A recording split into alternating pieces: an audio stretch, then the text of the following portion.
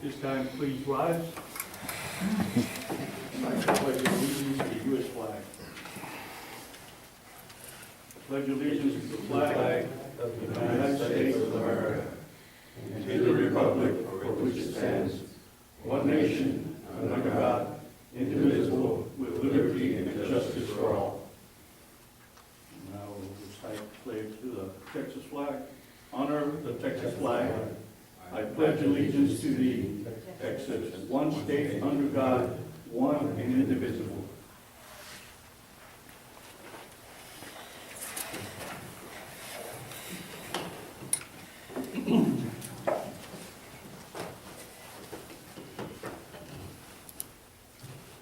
First item, well, before we go, we do have citizens input, and we do have a sign-up sheet for those citizens that are here. If you wish to make a comment, please sign up, and then come forward and make your comments to the board. We need to sign up. Yeah, well, you know, we have such a small group for it. I think you can go ahead. You want to say? Oh, yes. Now, and I don't know who to ask, but may I delay my comments until the item that I want to comment on occurs? And that's item number Any 4. problem with the group? I still have the limitations to whatever you guys have. It's just a matter of relating to what's going to be said. I don't know what's going to occur, a direction it's going to take. Is that okay? No problem. Anyone else? Okay, and we'll recognize Mr. Gonzalez at the appropriate time. Now we have first item of business, since we have a brand new board, and this is probably the first time that we've had this since the creation of the FEDC. So we need to elect officers for the FEDC.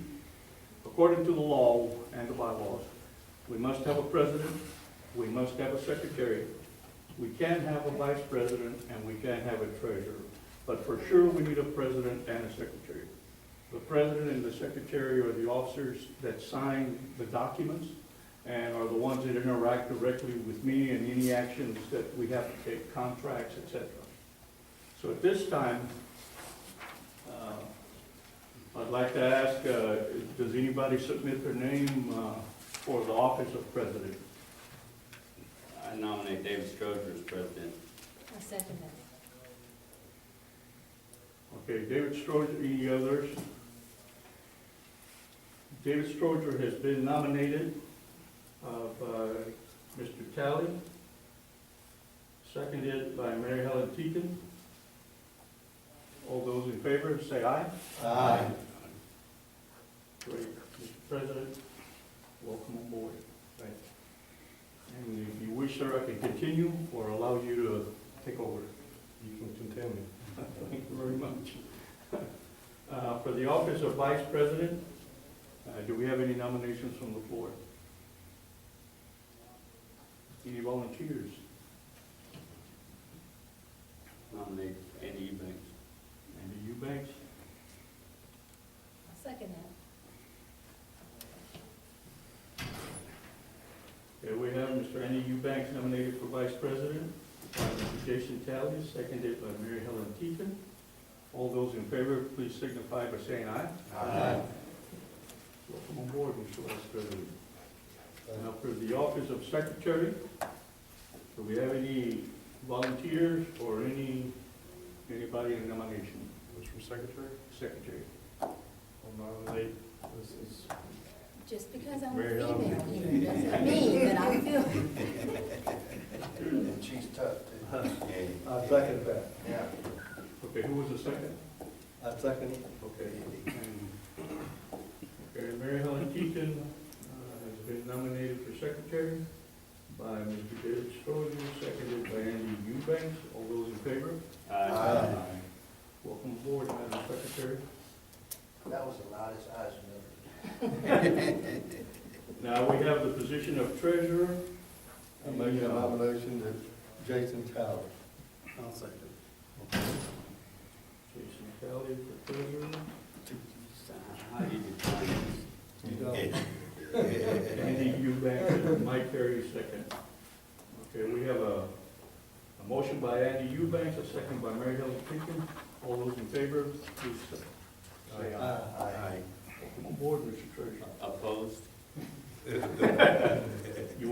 recorded.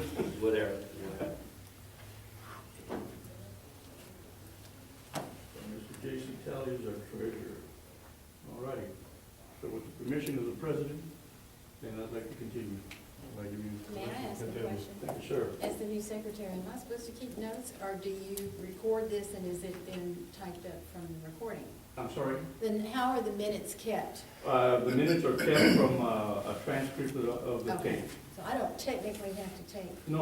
Okay. And what I do is I'll draft them up, and then the tape is basically for our reference. Gotcha. And it's been recommended that once we transcribe the notes, then, the tape is erased. And then we start again, the next meeting. Currently, we're using this machine, and we have used cassette tape. It's getting increasingly difficult to find cassette tapes, is what the city told me. So we may look for a different machine, that maybe a digital or something. But we take the notes here, I record the votes as we're going along also, and then I'll transcribe the minutes, bring them to you for review. If you agree and you bless it, then I go ahead and publish them and get ready for the meeting. I try to do them within the week after the meeting, so that everything's still current. And then if we need to ask anyone or go back to the tape, and we can actually do that.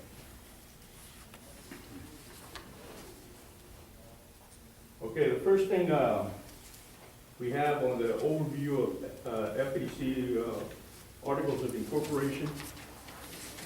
And I know Mayor Ramirez has been here with us before, Jason has been with us before, Dominic at some point, but also he's our attorney, so he reviews these things on a constant basis. What I want to do is go through this, and I won't go line by line, word by word, but I'll just go through it and show you some of the things that are on here that may or may not need action. Go ahead. I'd like to just ask a question, if I may, before we Sure. finish the officer election process, because I did notice in the bylaws it talks about having two-year terms, staggered two-year terms. So since we all came on at the same time, how are we going to determine that? Because it says of the 7, consists of 7 members with staggered two-year terms of office. See, I was gonna cover that as we go through the bylaws, because there are some other points that I believe we need to change or bring back to the council because of the way things have occurred. And, so it's always been that, we go basically by the terms of the city councilman, and it was set up that way, so we always would have some kind of experience on the board and welcome in the new board members, but we'll discuss it at that point. did you have 4 going off and 3 coming on, or how did you? Well, That's okay, we can talk yeah, about it. if I may, then when I get Sure. to that part of the bylaw, then we can go and ask in detail. And that's why I asked Mr. Dominic to be here as well.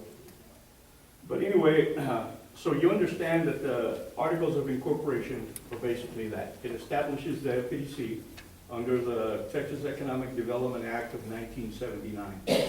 And what created the FEC was, a resolution by the city council, and they voted it in open session, they debated, discussed it, passed it, and then they set an election time and presented to the people of Floresville with an election as to whether they wanted to have a 4B or not, and basically the FEDC.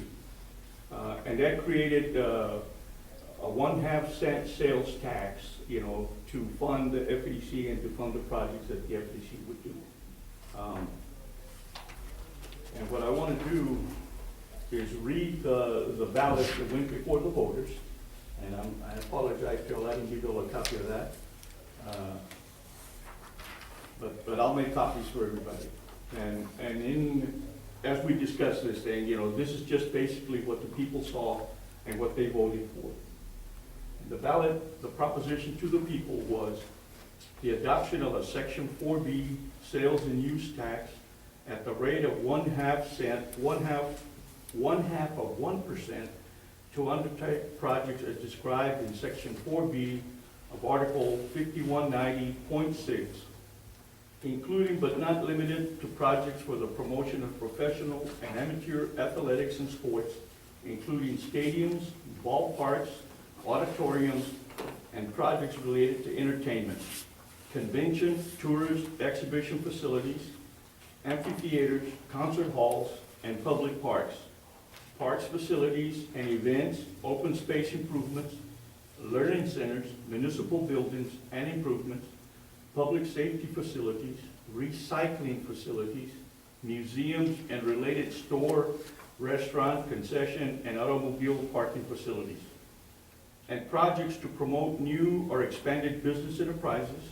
including demolition of existing structures, related area transportation facilities, and related roads, streets, drainage, water, and sewer facilities, as well as any other improvements or facilities that are related to any of the above projects and any other project that the board determines will promote new or expanded business enterprises, and any maintenance and operation expenses on any of the above described projects.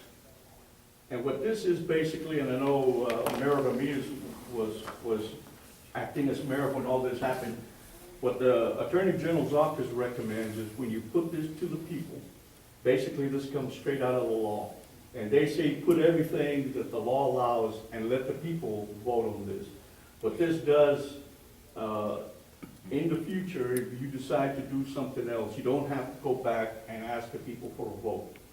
It doesn't mean you still have to have public hearings, you have to have, you need to let the people know what's going on. But this basically includes everything, at the time, in 1996, this went up for a vote May the 4th, 1996. So this is what the people voted for, and that's what they approved. Okay, and then once you get this done, then that gives the city council the authority then to continue working and prepare the documents to submit to the state to create the EDC. So the first document is Articles of Incorporation. And this basically just sets down what the law is and how the economic development, what it's going to be called. Article in the first paragraph basically says that, you know, this is what the city of Floresville wants to do. They want to create this organization, and it goes on to talk, you know, under the Development Corporation Act of 1979. Article 1 establishes the name of the corporation, Floresville Economic Development Corporation. Article 2 establishes the EDC as a nonprofit corporation and is an industrial development corporation under the Act. Article 3, period of duration of the corporation is perpetual. Article 4, corporation is organized exclusively for the purposes of benefiting and accomplishing public purposes of and to act on behalf of the city. And the specific purpose is basically that, you know, the promotion and development of commercial, industrial, manufacturing enterprises, promote and encourage employment, and the promotion of the public welfare pursuant to the Act. And then the corporation should have all the rights and powers prescribed in the Act, including Section 4B thereof. Corporation is constituted authority in a public instrumentality within the meaning of the regulations of the U.S. Treasury Department and rulings of the IRS. Prescribed and promulgated pursuant to Section 103 of the Internal Revenue Code of 1986. And in the second page, however, the corporation is not a political subdivision or political corporation of the state of Texas within the meaning of its constitution and laws, including without limitation Article 3, Section 52 of said constitution, and no agreements, bonds, debts, or obligations of the corporation, or shall ever be deemed to be agreements, bonds, debts, or obligations, or the lending of credit, or a grant of public money, or a thing of value of or by the city or any other public political corporation, subdivision, or agency of the state of Texas, or a pledge of the faith and credit of any of them. We act independently. We're independent of the city. Corporations has no members and is not a non-stock corporation. And in Article 6, and this is a very long paragraph, so I'm just going to refer you to the, I'm not going to read the whole thing. Let's see, there was something in here. Basically, on this if the city wanted to disband the FEC, disband the corporation, they can't do that until we satisfy all the debts of the corporation. And then, so we have to keep collecting the taxes until we pay all the debts that we owe. And then it just talks that, we have to inform the Secretary of State's office and file the articles of dissolution, with the office of the Secretary of State.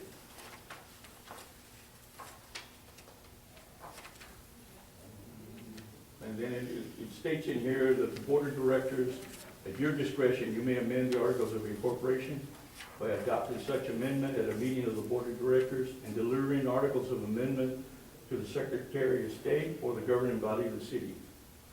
And then the governing body may, at any time amend these articles and alter or change the structure. Or the governing body may also do like you do.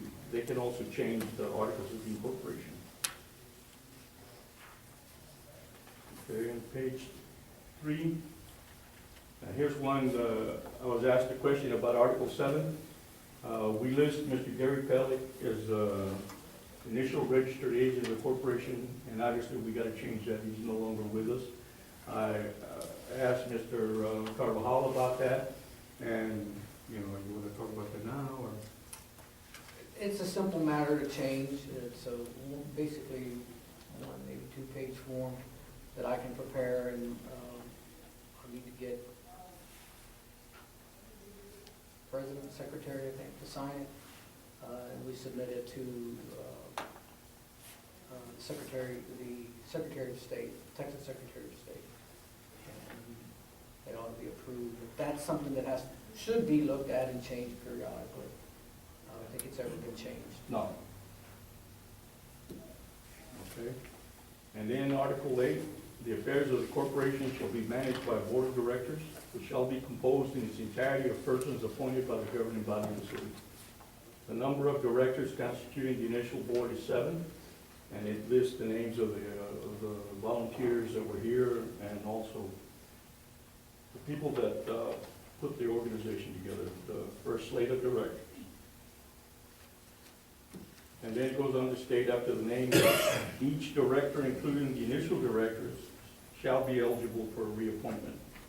Directors are removable by the governing body of the city for cause or at will and must not be appointed for a term in excess of 6 years. The directors shall serve as such without compensation, except they shall be reimbursed for their actual expenses incurred in the performance of the duties as directors.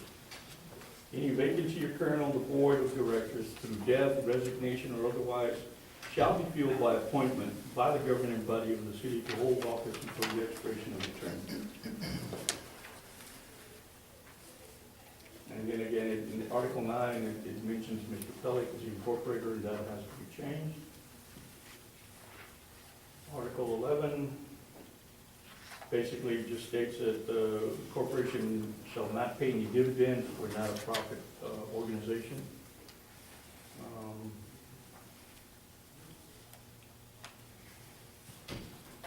And then no part of the corporation's activity shall be carrying on propaganda or otherwise attempting to influence legislation, and it shall not participate in or intervene in, including the publishing or distributing of statements of any political campaign on behalf of or in opposition to any candidate for public office. Article 12, the corporation may indemnify any director, officer, employer or agent, or former director, officer, employer or agent of the corporation for expenses and costs, including attorney's fees, actually and necessarily incurred by the person in connection with any claim asserted against the person by action in court or other forum. By reason of such person having been a director, officer, employer, or other agent, except that the corporation may not provide indemnity on a matter if the director, officer, employer, or agent is guilty of negligence or misconduct in relation to the matter. Do you have D&O insurance? I'm sorry? Do you have D&O insurance? TML. Director and officer liability insurance? I don't, I know we're covered by TML, but I don't think we ever had that. No. Well, that's Why not? one concern I would have is that we need to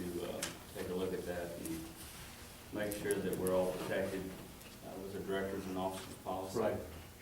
And that's something that, Gotta be required by the law. yeah, And I can check with the city and see what the other boards and what the other, you know. yeah, and if it is something that's covered under TML, we need to see the policy. Okay, But I really seriously doubt it, because we're not really, I mean, we're appointed by the city, right. but I don't know that their coverage is extended Yeah. over to us. Okay, and that may be something then that, you know, I'll do some research and come back to you all It's with good. that. It would be very important to know. Yeah. And I think this is the first time the question's been asked.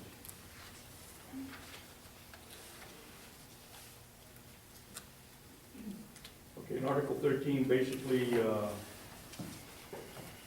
talks about if the corporation ever should be dissolved, when it has or is entitled to any interest in any funds on property of any kind, real, personal, or mixed. Such funds of property or rights shall not be transferred to private ownership, but should be transferred, delivered to the city after satisfaction or provision for satisfaction of debts and claims. And then signed by Mr. Pellick as an incorporator, 12th of June 1997, witnessed by Barbara Brown, city secretary. And then the final page just shows you the certificate of resolution, and that was signed and sealed on the 12th of June 1997, city secretary Barbara Brown, mayor of Floresville, Raymond Ramirez. And that's the articles of incorporation. So we have two things that I need to get back to you on that.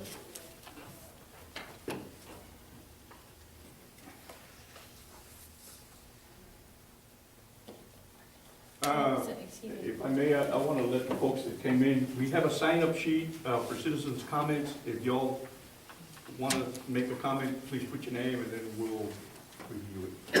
It's been my experience, if we're gonna put a deadline on something, it has a tendency to trail off into the never land. So, Dominic, how soon can you get that paperwork on the registered agent done? I mean, a week? I'll be able to get it to Jesse by the end of the week. Okay.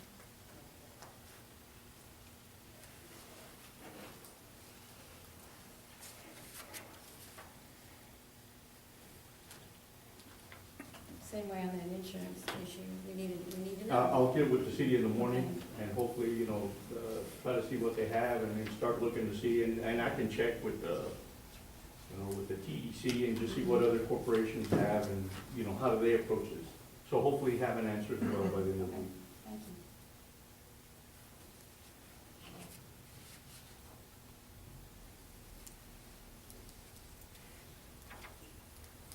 you. Okay, any other comments on the articles of incorporation?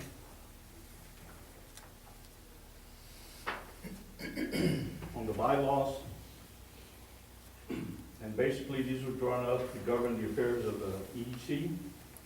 And so I'll just start going through these. Article 1, corporation shall act on behalf of the city, Floresville, Texas, in furtherance of public purposes of the act, and may engage in any project authorized under the act. Article 2, corporation shall all the powers both expressed and implied granted to corporations under the act or under any other law of the state of Texas. Article 2, principal office. Basically, the office is located at 11 Street here in Floresville. And the board of directors may provide for additional offices or change the location of any office. Registered agent and office and agent, corporation shall comply with the requirements of the act and maintain a registered office and registered agent in Texas. The registered office may but not need be identical with the corporation's principal office in Texas. Board of directors may change the registered office and agent as provided in the act. Article 3, board of directors. Management of the corporation. The affairs of the corporation shall be managed by a board of directors, the board of directors, which shall be composed in its entirety of persons appointed by and whose terms of office shall be fixed by the governing body of the city. Numbering, qualification, and tenure of the directors. The board shall consist of 7 members appointed by the governing body of the city for staggered 2-year terms. And let's stop there for a moment. How are we gonna rectify that? Dominic, any suggestions? What does it provide? Let me read it. It says staggering 2-year terms of office, and since we've all come in together,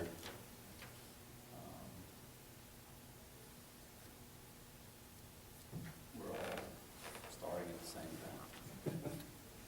time.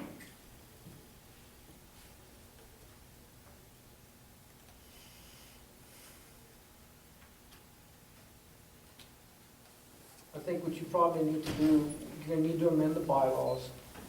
Well, I don't know actually that you need to amend the bylaws, but you need to set up a CNA and then decide amongst you which of the officers' terms are gonna be staggered for, I guess, 1 year and then the remaining 2 years so that you do have that continuum. I was on a board one time where this situation occurred, and we literally drew straws. Yeah, that's what I was thinking, that's about the only fair way to do it. There's nothing in the bylaws that says you can't do that. Right, well, you just have to make that determination about That how you're meeting- gonna do it. That meeting will do that. Does that have to go before the city council? No, no, that needs, and They No, can I'd also- agenda item for next time. you're right, and the other thing you asked about when I could get the registered agent, you need to decide who the registered agent's going to be. I don't know that that needs to be a CNA item, but it probably wouldn't hurt to have it be a CNA item. Well, it's been Gary since he left, so. Well, I don't, it's not that big of an issue. The only reason I think that Gary was involved in the situation was because when we planted that board, we specifically had a member of the city be on the board at that time, because we were new, we were trying to get to where the people would work together with the board and the city. And Gary was appointed to It be makes on the sense board. to have the city you know. manager You know, accept service for but for later, city corporation. that changed, because the city manager was no longer a part of the board and was replaced by members.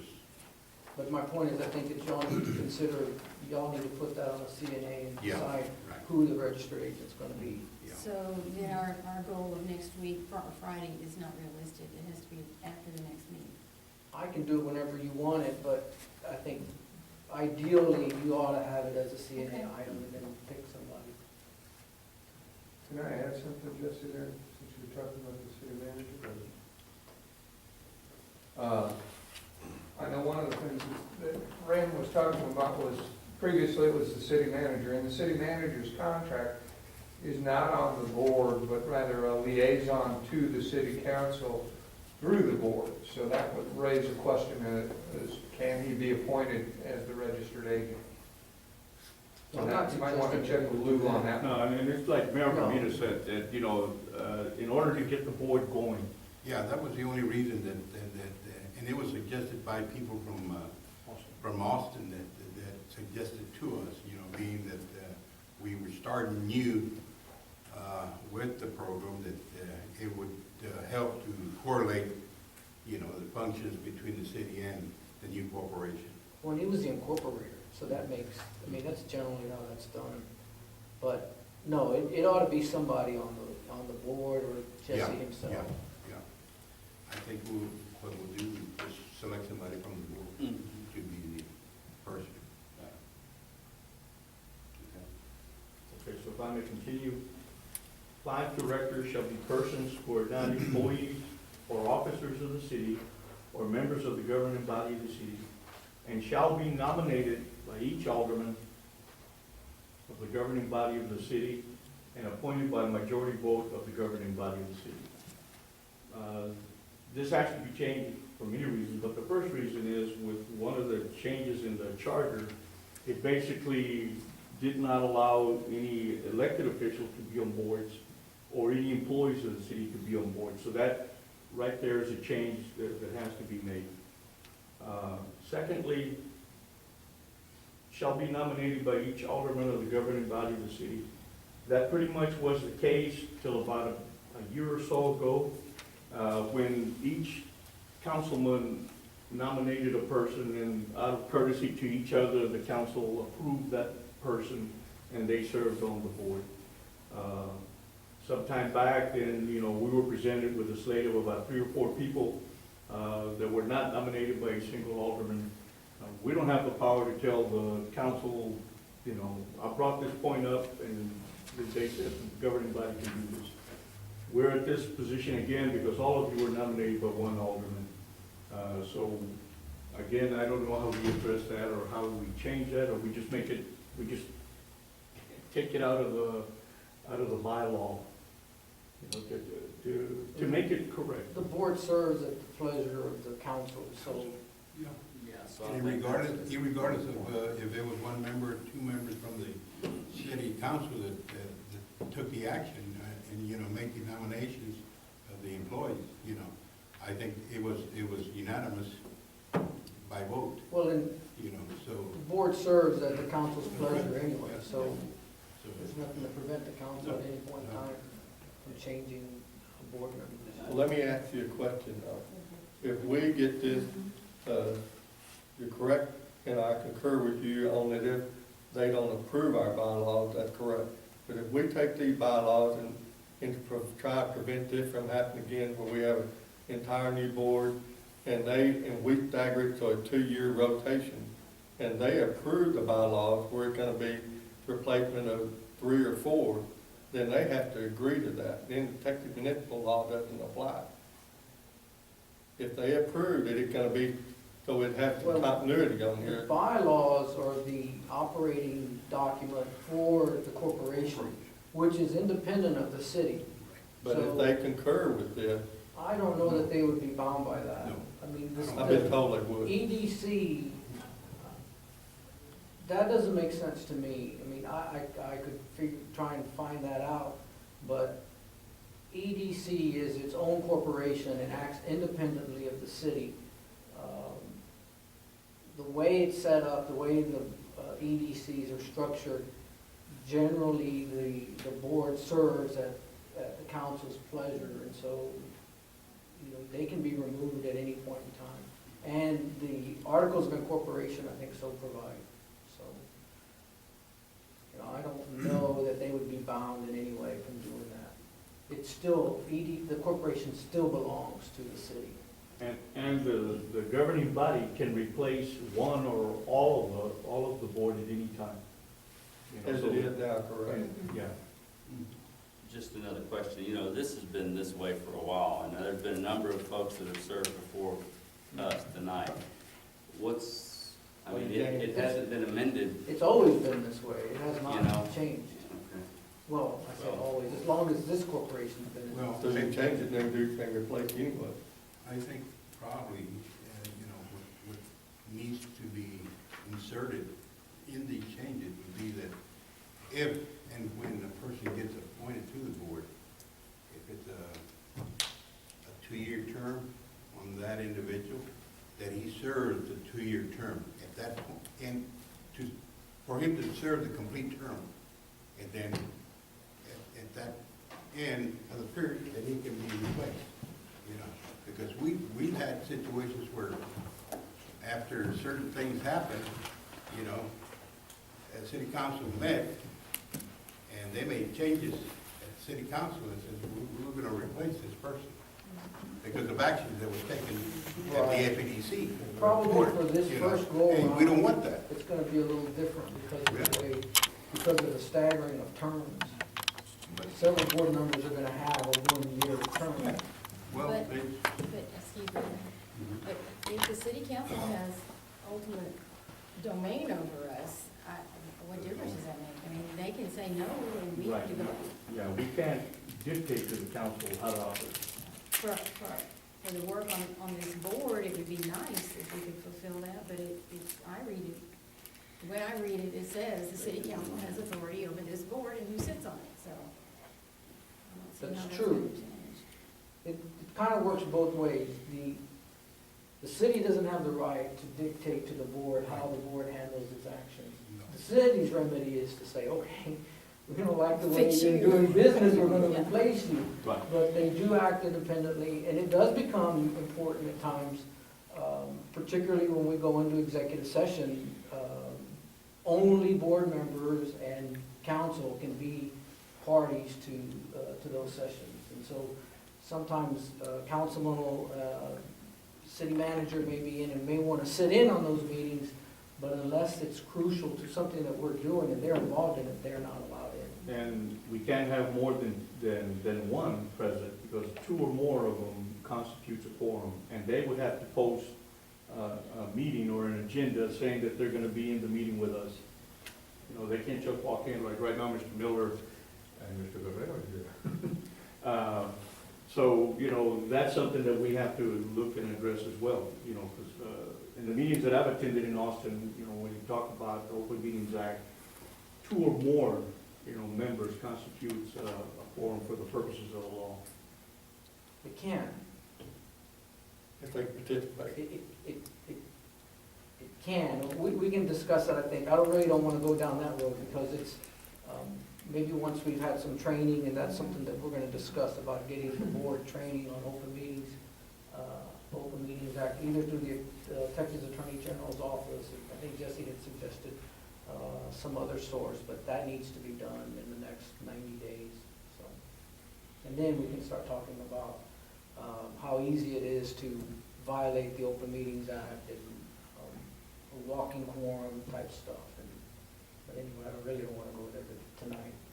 Can you do some research on this, and we're talking about possibly amending it as we're going through this, to see if the city appoints that to do like Graham is suggesting, if they do agree to have a 2-year staggering term, if that would be binding on them? I know it doesn't if they don't approve it, but if it does, could it be binding on them? Could you do some research on that? That's really a city issue. I mean, I could look into it, but I guess my point is that that's really a matter between the city attorney and the council, and whether That's or if they not. approve it, but I don't know if the legality, if it even be binding on them to start with, and that's my question. If they approve it, could it be binding? I think I think the question is, could it be changed? And I think the answer to that is yes, it can be changed. So in other words, they could have a resolution and it becomes a part of how they operate, but there's nothing to prevent them from taking the matter up again and then changing how they handle that matter. You have different people elected to the council, so they may want to do something else. That's not answering my question though. I don't think I understand the question.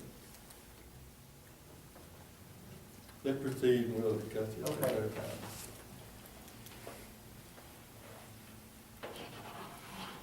Okay, and then, continuing on, 2 directors shall be employed. That also has been changed because of the city charter. Members of the governing body should be nominated and appointed by majority of the vote of the governing body of the city. Each director must reside within the city of Floresville. Any governing body director who ceases to be a member of the governing body of the city shall cease to be a director of the corporation. But if you look at the sentence before, each director must reside within the city of Floresville. That was amended, and the amendment took place on vote by the board of directors November the 6th, 2000, and signed by Mr. Richard Ballinger, the secretary of the board. And basically, that added another paragraph to this particular paragraph 302. And, you know, so as we're changing this paragraph, then I would recommend and get with Mr. Carvajal to incorporate that and make it one, you know, since we're gonna make an amendment, let's incorporate that other amendment into this. And the other amendment is in your packet, under amendments.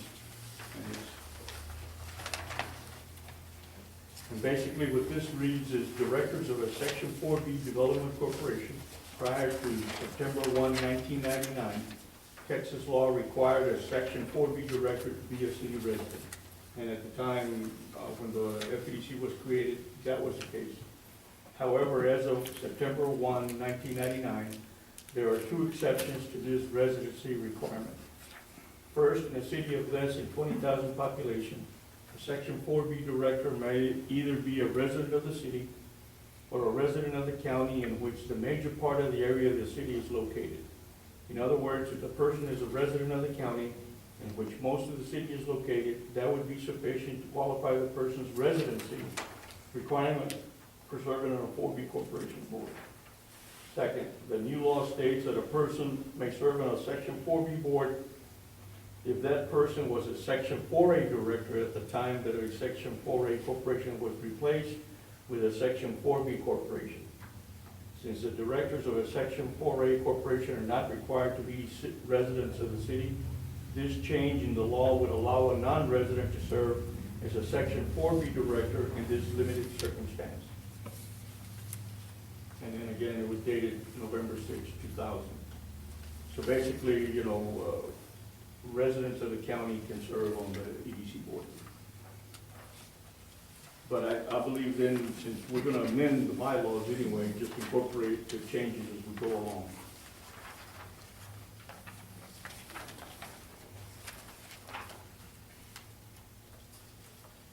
Okay, then going down to section 303, paragraph 303. A vacancy occurring upon the board, including vacancies to be filled by reason of increase in the number of directors, shall be filled for the unexpired term by the governing body of the city. Annual meeting. Annual meeting of the board of directors shall be held during the month of October of each year. The board of directors shall designate the time and location of the annual meeting that shall be held in the principal offices of the corporation. So that's, you know, the first meeting of the fiscal year is our required annual meeting. Regular meetings. The board of directors may provide for regular meetings by resolution stating the time and place of such meetings. Such meetings shall be held within the city at the principal office of the corporation or such other location as the board of directors may designate. Special meetings. Special meetings of the board of directors may be called at the request of the president or any two directors. I've got a question on regular meetings. What has been the schedule for regular meetings? Basically, we try to host them on the first Monday of the month at 7 o'clock at night. The time was scheduled, the time has kind of fluctuated, but in the last, let's say, 8 years or so, we had members that worked in San Antonio, and it was, you know, allowing them time to come home and get ready for the meeting. I believe all of you, you know, live and work here in Floresville. So if y'all choose to change the time of the meeting, to have it earlier in the evening, then that can be done. Or if you choose to have it in a different date. Monday, I think, was chosen, we had members that were very active with their churches.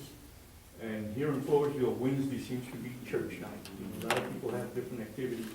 And people had kids in school, and there were activities that they wanted to participate with the school. But the time and the date and time at the month of the regular meetings is up to the board. So that can be changed based on your decision.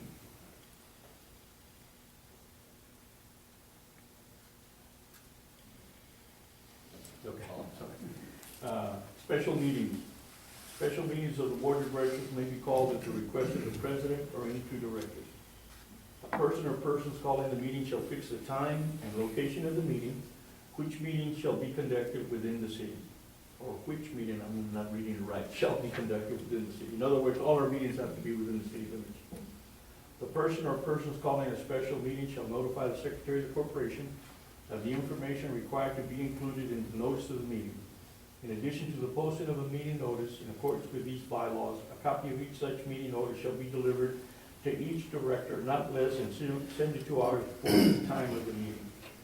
A meeting notice shall be deemed deliverable to any director when deposited in the United States mail, addressed to the director at his or her address as it appears on the records of the corporation. Such additional notice may be waived in writing by a director at any time, either before or after the time of the meeting, and such an additional notice shall be deemed waived by attendance. In other words, if you got the notice or not, if you show up, you basically say, okay, you waive the receiving of the notice. Notice of the meetings. The Board of Directors shall be considered a governmental body within the meaning of the Texas Code, Section 551.001, and notice of each meeting shall be given in accordance with the provisions of the Texas Government Code, Chapter 551, the Texas Open Meetings Act. And basically, 72 hours before the meeting to post it. We have to post a physical notice here at City Hall and normally at the normal place of posting meetings, which is in front of City Hall. We also have to, since there have been some changes in the law with the advent of internet, everybody on the internet, we have to post it on the internet. If we have a website, we have to post it on our website. If we don't have a website, then we post it on the city website. What we do is we post it on the city website, the FEDC website, and then we post it on the window here at City Hall. Who handles that posting for you? I'm sorry? Who handles the posting for you on the internet? The internet right now, photographed by Jim is our internet provider, and Mrs. Miller, dutifully, when I send her the request, she posts it on the internet. And then I give the city secretary a copy of the agenda, I email it to her, and she sends it to Mr. David Trula, who currently serves as the city internet or website provider, so that they take care of that. Now, the one thing that it's not covered in here, and it's what gets posted on the agenda, and I don't know, can we discuss that?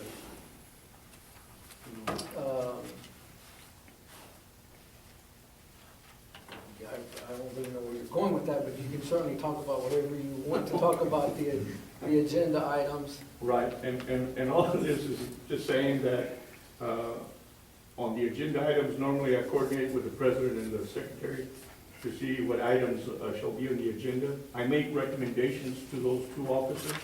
If they agree and they tell me go ahead and post it, then I post it. I normally do not poll the board to see what needs to be done, and I don't know that I can do that. And I would have to clarify that, with Dominic and make sure that I'm not violating anything by, going to each board member. But I'm here again, I'm wondering, can the board members notify the secretary if they have an item they want to have posted? I think it would be wise to. Yeah. That's been the practice. I know that was. That if you have some item that you want to be on the agenda for that meeting, that we notify the secretary and vote to be I think posted. that was my recollection of the practice. Yeah. but- And that way, we know everything gets funneled down to the secretary. So once that agenda is determined, when we come to the meeting, don't we approve that agenda? No, I think the agenda's done before the meeting, and this is what I want to present, but if it's not on the agenda, we can't discuss it. So we have to have an agenda posted before we have a meeting. So we have to determine what's going to be on the meeting and what's not going to be on the meeting. We've always approved, wherever I've worked, and there's been an approval of that process. Before the meeting? No, at the meeting, Oh, this meeting, yeah. then you would Say set for the instance, we agenda had a for the regular- next meeting. Yeah. Approval of the agenda is not a regular item? We've never done that. Oh, darn. And I've gone back, since we started the FEDC, but I don't, Things are coming up all the time. Yeah. So it's. and I've served on other boards that, that's not the case. Unless, like right now, y'all are saying, okay, we need to change the bylaws, and we need to add this, we need to add that. And then what the mayor said, advise the secretary of the changes or the amended, or the item for the agenda. But you're the So- board of directors. and- So let me get this straight. Then, once that thing is published, nothing changes? So you can't even change the order? You can't change the order of the Right. items? Once it's published, and we're within the 72-hour time limit, we can't change it. My understanding is that you can change the order in a meeting. I'm sorry? My understanding is you can change the order in a meeting. For example, if we have someone here from San Antonio that's Right. making a presentation, we can move their item up to Right. address the fact that they're needing to get back home. Well, I So, want to yes. say, it depends on how structured we want to do the Robert's Rules of Order. Yeah. If we're going to do structured Robert's Rules of Order, you can't change the order. Exactly, either. Well. But we've done that. Again, through Robert's Rules of Order. It depends on how structured we're gonna wanna do it. And again, that's up for the board to decide, you know, how y'all wanna run this. Well, we can hang ourselves with some of the rules. And if our interest is serving the community, I think we need to be flexible enough to adjust when it's appropriate to adjust. Right. But the one thing is, we cannot add items Right. to right now, somebody can't say, well, I wanna talk about this and I wanna vote on this, you can't do that. Gotcha. And if somebody, like normally in citizens input, and that's a hard point for sometimes citizens to understand, they can raise a question, we can't address it, the board cannot address it. We can write it down and just advise them that we'll take it under advisement and put it on the agenda if the board decides, or the officers decide to put it on the agenda, but we can't do it that night. Nor any one of you can say, well, I want to vote on this because this is what I want them to do, if it's not on the agenda. Okay? So there's gonna be, we may need a workshop just for the bylaws. Okay, notice of the meetings, a quorum, a majority of the directors will constitute a quorum for the transaction of business of any meeting, board of directors. Presence of a director may not be established by proxy. No business shall be conducted, nor shall any action taken by the board of directors in the absence of a quorum. And the quorum is 4, and that's 3 members and the president. Or if the president and 3 members are present, that's a quorum. So 4 out of 7, basically. Okay, duties of the director. Director shall exercise ordinary business judgment in managing the affairs of the corporation. In acting in their official capacity as directors of the corporation, directors shall act in good faith and take actions they reasonably believe to be in the best interest of the corporation and which are not unlawful, and shall refrain from actions not in the best interest of the corporation or which would be unlawful. The director shall not be liable if in the exercise of ordinary care the director acts in good faith, relying on written financial and legal statements provided by an accountant or an attorney retained by the corporation. Pretty cut and dry. Actions of the board of directors. The votes of a majority of the directors present at a meeting at which a quorum is present shall be sufficient to constitute the act of the board of directors. So if a quorum votes on it, then we respect the quorum and the majority vote. Proxy voting prohibited. Excuse me, the president vote or not vote? The president has not voted, but that, I think that's just tradition. I mean, there's nothing that says the president can't vote. Doesn't say yes or Right. no. But in the past, the president has not voted. And we basically follow the same as the mayor not being able to not vote. But that can be changed. Keep it clarified. And the president has only voted, in terms of a tie, I was gonna say, that's the only time the president votes. Might cause a problem. But I'm saying, you know, we can, you know, change the procedures on that. But he officially, he has a vote. But only in the event of a tie, or what are we gonna do? No, he has a vote.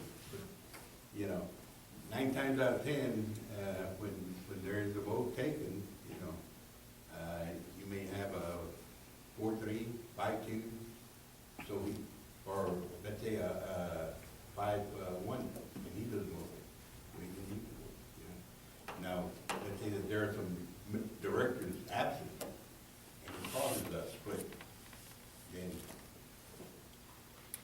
he's gonna have to break the tie. But he does have a voice to vote. I guess the practice has been that the president is conducting the meeting, and so the president is holding the votes and doesn't necessarily need to vote, and that's been the custom, but certainly has a vote. And I recall some voting in the past in an issue at times. Okay. The committees of directors. The board of directors may by resolution establish one or more special or standing committees of its members. Such committees shall have the powers, duties, and responsibilities established by the board of directors. The committee shall keep regular minutes of their meetings and report the same to the board of directors when required. Is there currently any standing committees No. that were? That, we had them up to about 2003, and then it was difficult getting the committees to meet. I know the mayor was on the, business retention downtown, he was here, but normally the chairman would always be present, but it was hard to get the other committee members to attend. And, so that was a problem. And the committee members were normally volunteers that were brought in from the community. They would show up 1 or 2 meetings, and then it always became more difficult, because the committee is responsible for going out there and doing the things that the committee was charged to do. Are there any prior minutes that need approval? I'm sorry? Are there any prior minutes that haven't been approved? Are they up to date? I believe all the minutes have been approved, but I'll have to check, because there may have been one meeting that we had that was not approved, and it was in October. But I'm saying in terms of committee directors, there have been no minutes, I'm sorry. If there are minutes that need to be approved, and David didn't happen to be at the last meeting, and maybe you were, I don't know, how do we approve that? That's a good question. And What's that? If there are minutes to be approved, Right. and now David's the only member that was there, can the new board approve the new? Or why they couldn't. Okay. Yeah, I mean, they need to listen to the tape, or, the whole purpose of approving the minutes is just that they're accurate. Tape's been erased. You said they get erased right after you do the minutes. I'm sorry? The minutes are not recorded any Right. longer. So I may not have a tape of that particular meeting, but I have my notes and I have what's on the computer. Okay. Isn't that supposed to be stayed for 90 days? I believe what is, as soon as we transcribe the votes taken, and basically what we're required to have on the minutes is the quorum, who was in attendance, what actions were voted on, and who made the motions, who seconded, and what the vote was. But I've not seen any indication that we have to. There's a state law on what that has to be saved for. We need to, I'll have to look at it, it seems to me that Jesse's correct, but once the minutes have been recorded or transcribed, that you no longer have to keep it, but I can look at it. I'm pretty sure. Yeah, that but the again, if the board chooses to keep the tapes, then we can do that. And just, we start out with a new tape, that's easy to do. Another agenda item. Well, is it literally erased, or is it just taped over? Most of them are taped over because I just have a limited number of tapes that I use. Well, if you rotated them. I don't it goes. remember the recorder being used the last 2 meetings I was at, I really don't. Right. And at the time when we were discussing with the attorney, we didn't record the sessions. That's why I couldn't remember. Yeah. The executive sessions are not recorded. Yeah.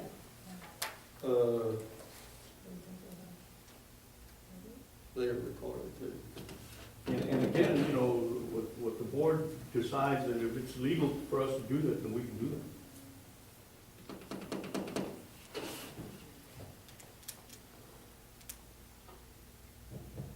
I think we need some training on it, because I think the executive session is also recorded. Naturally, it can be, if you get subpoenaed or something like that, they can pull it in. It's But not that, required to be recorded. And what we do is a certified agenda of the special meeting or the executive session. And basically, it cites the time that the board went into executive session, who was present at the executive session, what the topic of discussion was, and then when the board voted to come out of executive session. I took the training today on that we're required to take by law. Even in that video training, they showed the example of recording the executive session. You can, but you're not required to do it. You're not required to record an executive session. You can have a certified agenda, I think. Yeah. Something like that, yeah. I looked everywhere for that. Where is that? Oh, it's way too, but. Certified agenda? Yeah, that's what it's called.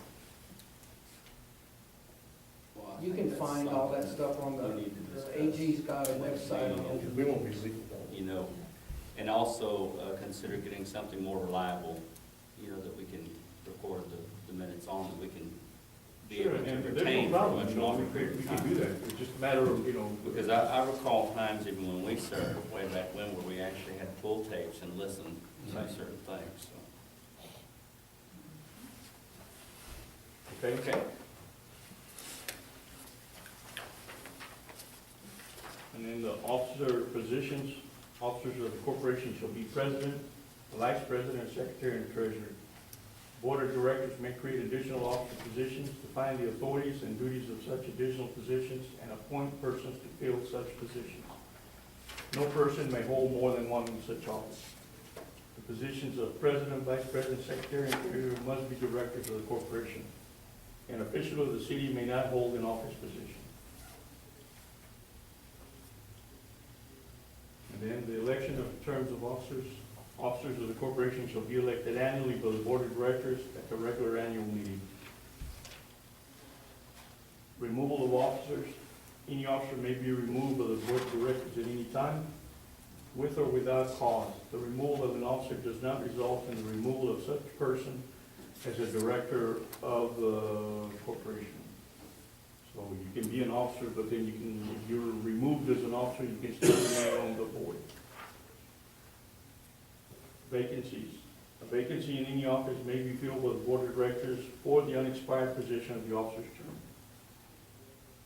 President. President shall be the executive officer of the corporation. President shall supervise and control all of the business and affairs of the corporation. The president shall preside at all meetings of the board of directors. The president shall execute all documents and agreements affecting the corporation except for such power as expressly delegated to another officer of the corporation. The president shall perform all the duties prescribed by the board of directors and all duties incident to the office of the president. Vice president. When the president is absent, is unable to act, or refuses to act, the vice president shall perform the duties of the president. Men acting in place of the president, the vice president shall have all the powers and duties as the president and shall be subject to all of the limitations and restrictions placed upon the president. Secretary. Secretary should give all notices as provided in the bylaws as required by law. Take minutes of the meeting of the board of directors and keep the minutes as part of the corporation's records. Maintain custody of the corporate records. Authenticate corporate documents and affix the seal of the corporation as required. Keep a register or the mailing address of each director and officer of the corporation. Perform duties as assigned by the president or board of directors. Perform all duties incident to the office of the secretary. So literally, when we're forming the agenda, do they call me or do they talk to you? How do we officially do that? It's been done primarily, you know, most of the times people call me and they come see me in the office. Or the president or the secretary or any one of the members of the board would come in and say, I'd like to see, can we put this on the agenda? And, you know, most of the time then I would inform the president or the secretary and advise them, this is what I have, a request, and can I put it on the agenda? But again, you know, we got a new slate of officers, how do you wanna, you know, act on this, and just advise me as to how you wanna move. Okay, on the treasurer shall have charge and custody of and be responsible for all funds and securities of the corporation. Receive and give receipts for money due and payable to the corporation from any source. Deposit all monies in the name of the corporation in banks, trust companies, or other depositories as provided by these bylaws. Sign checks and disperse funds to discharge obligations to the corporation. However, all checks shall also be signed by either the president or vice president as the board of directors may require. And this was amended in December the 2nd, 2001, 2002, to allow the executive director to sign checks along with one of the officers. Okay, while we're on that topic, financial reports or financial reporting, what's the process been in the past for financial report at each of the meetings? Has it been- basically, once a month, I go over, you know, the information, the financial data of the corporation, and just what we spent in that month, what our funds in the bank are, how much, you know, the balances are. Once a quarter, then provide a detailed report with all the information to the members of the board. But that can change, you know, based Yeah. on, Well, the reason I asked that question is because I think it's a good practice to actually have bank statements along with the ledger of the information that's presented, because then you have the ability to cross-reference monies. I've served in other groups, and it's just a good practice. And the reason it is because we had a situation in another group that there was money messed with, and it just protects us all because we see official documents versus just ledgers. And so I would recommend that if that's something we need to put on the next Are agenda. the revenues electronically collected? Is that how we do it? on the sales tax revenues, the city receives the sales tax from the state electronically. And they're normally in the city by 10th of the month or so. Within a day or so, the city then cuts a check to us. I take that check and I deposit it in the account. And, you know, any other monies that we receive, I receive them, I make a, you know, deposit to the bank. What funds would those be? I'm sorry? Where would that money come from? Well, sale of land, you know, we own the beer warehouse and we rent the beer warehouse. Okay. Some grants that we may get, loans that we may get. Somebody wants to give us money, you know, just out of the kindness of their heart, you know, for us to do what we do, you know, so that's how we receive funds, you know, for that. But the primary source of funds for the FEC is the sales tax funds that we receive from the city. And the city then is required to turn those monies over to us as soon as they receive them. Because there have been cases in the state where the city holds on to the monies and don't just disperse out to the, like the 4A or the 4B. I think we'd be a little upset if that happened. I'm sorry? I think we'd be a little upset if that happened. Oh, yeah.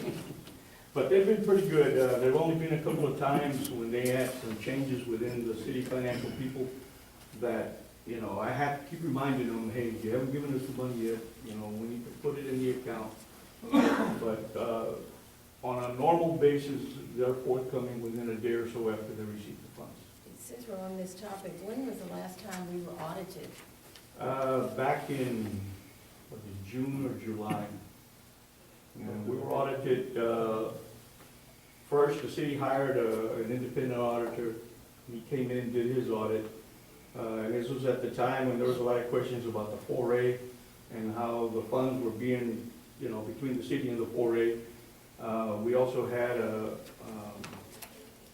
forensic audit done by the district attorney's office. And then Mr. Gully, When was that done? this is about the same time. Mr. Gully had been our accountant and our CPA, but he informed us early in the year that he was trying to, you know, step down and kind of move into retirement. So he recommended we hire another auditor. And at the time, the city was in the process of looking at, because he also told the city he couldn't be their auditor anymore. And Ms. Patricia Wagner, the CPA out of New Braunfels, does the audits, and she performed the audit on us and submitted a report, I think in June of this past year. What I try to do on a normal basis at the end of the fiscal year, require an audit or, you know, compiled financial statement, you know, for the corporation. And also because we have to file a Form 990 with the IRS, our nonprofit status. The way this organization was organized, it caused us then to file that document with the IRS. If they had gone a different route and just used the laws that were written, we wouldn't have to file the document every year. But this time, because of that, then we have to, from now on, we have to continue filing that document. So I would hire an auditor then of, you know, about this time frame, gather all the documents, all the invoices, all the checks, all the financial records, and present them to the CPA for a complete audit. When is our fiscal year? I'm What sorry, is the fiscal year for this? the fiscal year is 1 October through 30 September. We follow the city fiscal year. So pretty much the next time we meet, another CNA needs to be possibly engaging an auditor. Yes. And again, a lot of those things, you know, I acted, you know, with the understanding that we had to do these audits. I didn't bring it to the board, you know, for an action, but I can do that, you know, so.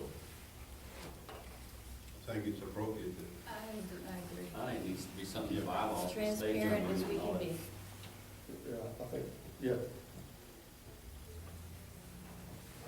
And then, like I said, the auditor that we're using is Ms.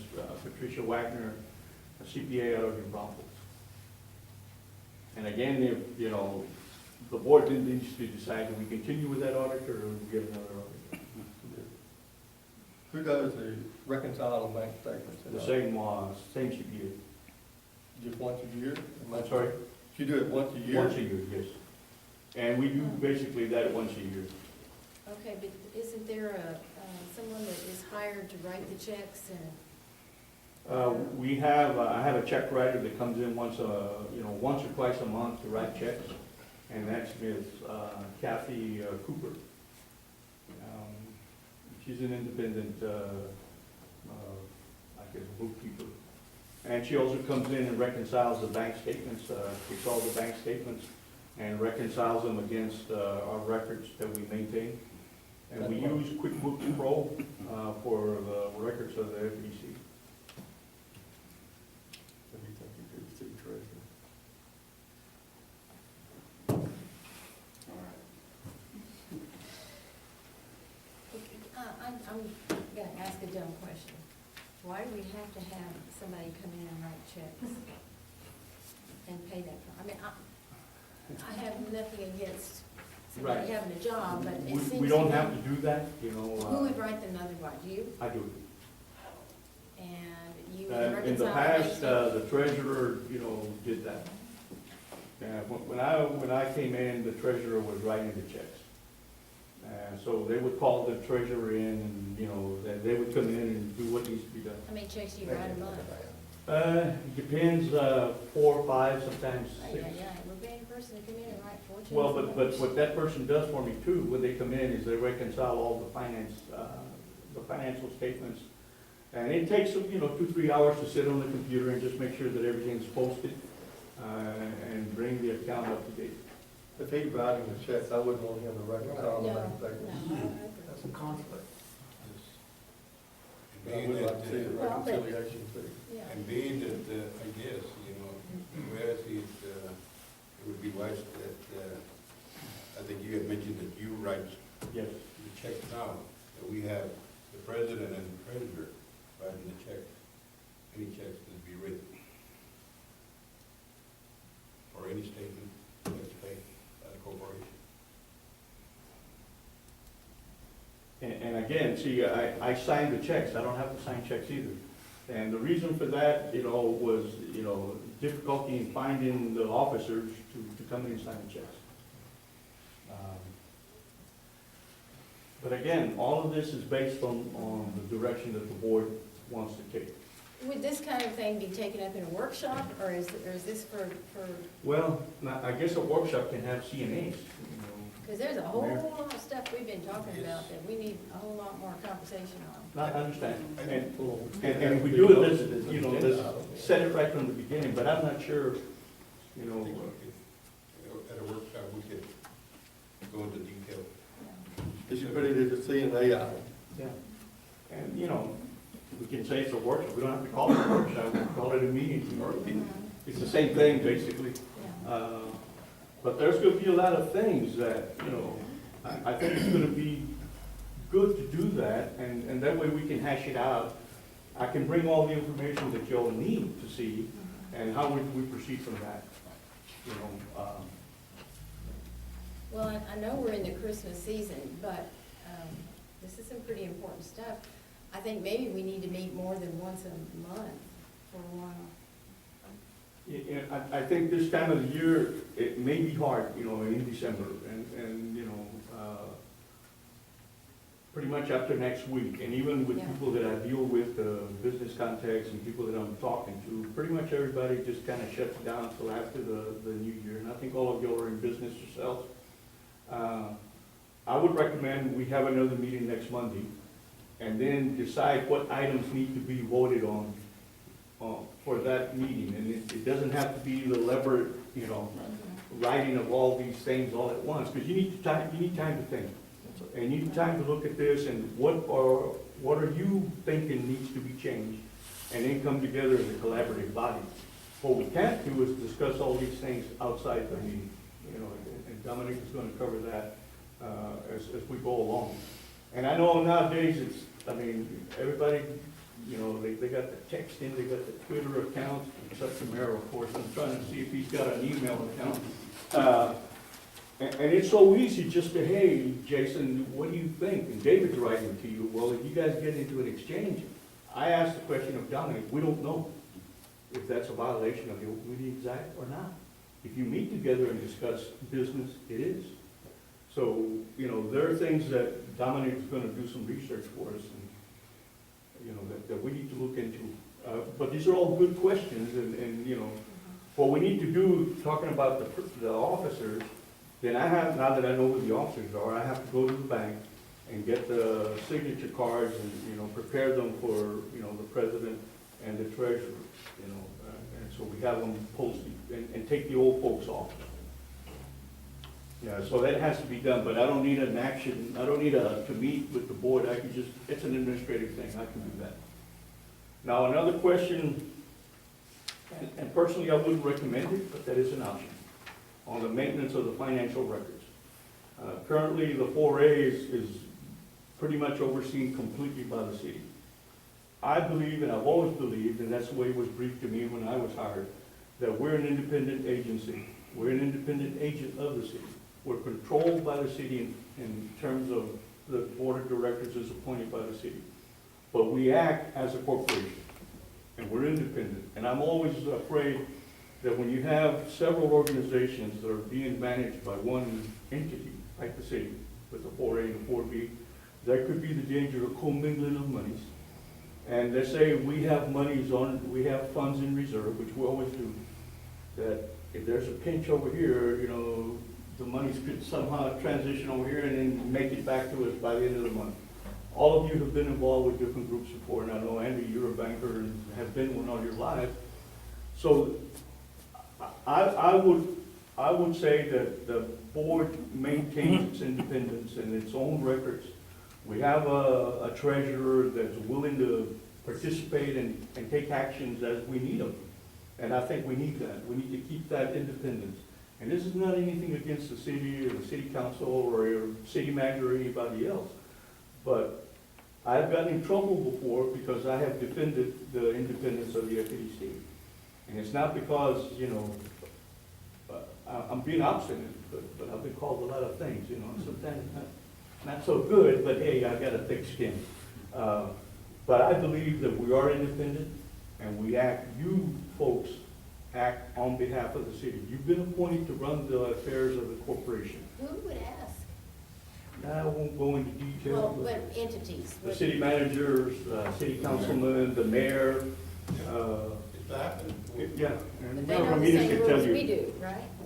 I'm They're sorry. supposed to know the same rules we do and play by the same rules. So, but asking for it is not, Well, I understand. And as soon as I get the questions, I come to the officers. And I say, here's what we have, and here's what's being asked of us. So, and again, I don't act independently of you. Dominic, what, from your standpoint, from a lawyer's side of this, commingling is just not, we shouldn't be doing that, should we? Well, I don't think, it's a non-issue. Okay. Yes, it can be done, but it certainly should not be done. Right. It should not be, there should be no question about it. And I think, we just maintain our records. We've got the officers that are willing to work, willing to look and oversee.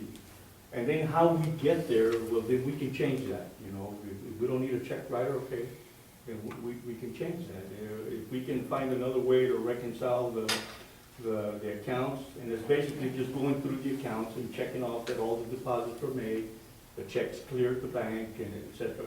The bank or didn't charge us some, charges that shouldn't have been charged, those kind of things. Oh, what bank do we use The anyway? Wells Fargo Bank is our depository.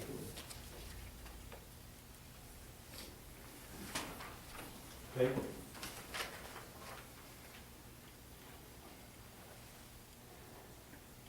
Article 5, transactions of the corporation contract. The Board of Directors may authorize any officer or agent of the corporation to enter into or execute and deliver any instrument in the name of or on behalf of the corporation. This authority may be limited to a specific contract or instrument, or may extend to any number and type of possible contracts and instruments. Depository. The Board of Directors of the corporation shall designate a depository bank. All funds of the corporation shall be deposited with the depository bank. And currently, it's Wells Fargo, that's what we've used. And I believe we've used Wells Fargo, Mayor, if you can remember, from the time that the board was created. But we could have more than one. It states it in there I somewhere. thought we could have more than one month. Yeah. Potential conflicts of interest. The members of the Board of Directors are local public officials within the meaning of the Texas Government Code, Chapter 171. If a director has a substantial interest as defined in Chapter 171 in a business entity or real property which is the subject of deliberation by the Board of Directors, the director shall file an affidavit with the Secretary of the Corporation stating the nature and extent of the interest.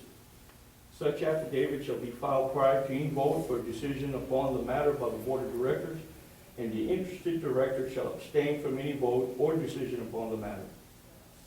And basically, let's say this meeting, we're selling a piece of property, or we have somebody that is interested in a project and is requesting FDC participation. And one of you is dealing with those folks or have dealt with those folks, then you have to state that you're doing that. And then you remove yourself from the discussions. Well, it doesn't say you have to remove yourself Yeah, from it doesn't discussions, say you can't vote, or influence the decision. And at that time, and I don't know exactly what format we would use, but at that time then, or before the meeting, you would have to file an affidavit, present it to the board, and we keep it on file. And I've asked Dominic about that. What would be the best format for that affidavit? I don't know, but he's gonna know. Well, in the spirit of transparency, I would recommend that we actually come up with a form, and that we all sign and disclose all those things right up front. If we own property that could be in a situation that's gonna be sold, and maybe would involve a potential tenant, or just for the record, for example, I provide benefits for the employees of the city of Floresville. Now, the FEDC does not make financial decisions on behalf of the city for their employee benefits, but I just want to mention that for the record. Right. So it's a public statement and everybody's aware of that, because sometimes that can be brought up in numerous debates. But I don't think it really applies or has an effect here. But I think it would be a good idea if we had that form just to complete, and then everybody's kind of disclosed a lot of that up front. If issues come up, then we address that. Okay, and so we would file a form, like, let's say the next meeting. And then, if something comes up that's not listed on there, then we would, another form would have to be filed by the individual board member. Not necessarily form, maybe just a statement, statement. but, So something. that's where I want to get, because eventually I'm going to have a customer that's negotiating. Right. And it didn't pass on any of them. I just put a notice in them that I'm going to abstain from participating due to conflict of interest, and I just set out. And I think, what I've done in the past on something like this, I've gone to the board member and I've said, this action is coming up. I know you're involved in some way, shape or form, either as a developer, as a real estate banker, whatever, You're a member of the credit union or an officer of the credit union, you're making loans or whatever, and you're on the board of directors.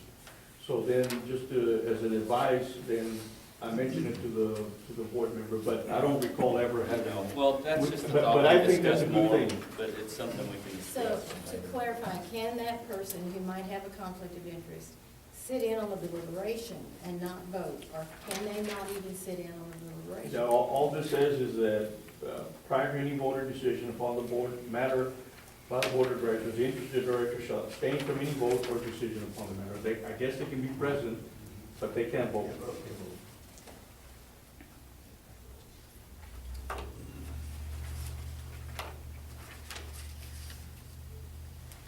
Maybe, Jason, what would serve what you're asking for is that we would sign a conflict of interest, You're digging that. something that would state we're aware of the policy and we will abide by that policy. Right.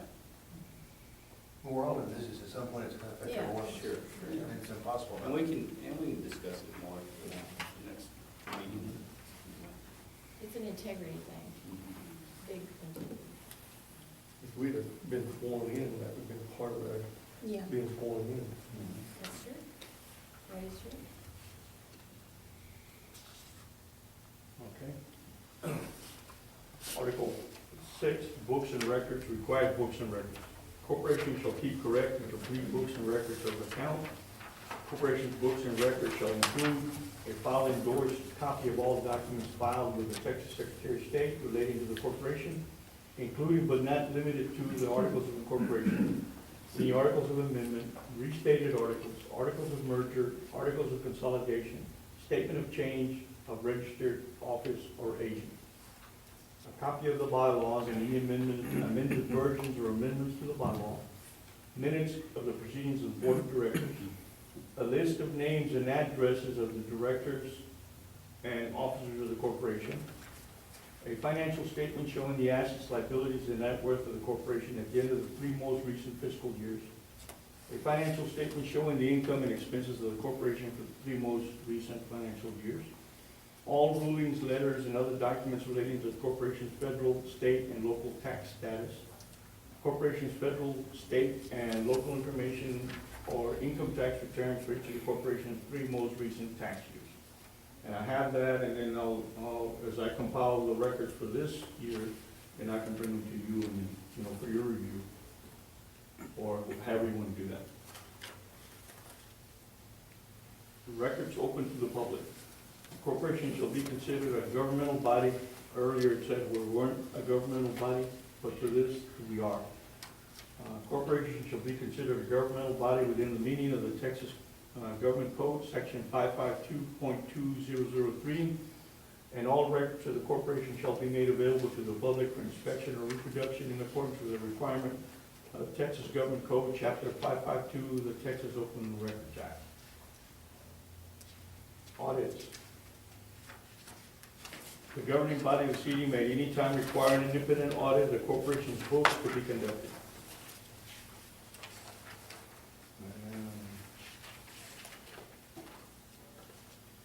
Article 7, fiscal provisions. Fiscal year of the corporation shall begin on the first day of October and end on the last day of September.